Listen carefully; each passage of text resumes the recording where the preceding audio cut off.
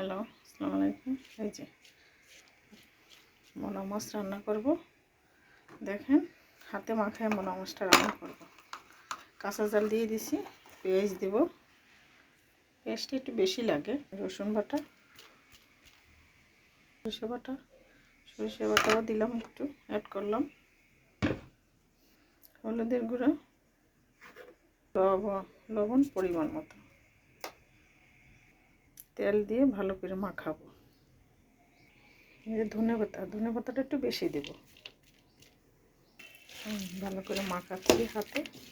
দেখেন আপনারা, ছোট মাছ বলতে আপনার স্বাদ আলাদা, তা বলতে বেলে মাছ, মোলা মাছ। মাছের সাথে একটু টমেটো হলে আরও ভালো হয়। টমেটো দিয়ে ভালোভাবে মেখে এখন সামান্য একটু পানি দিয়ে বসাই দেব।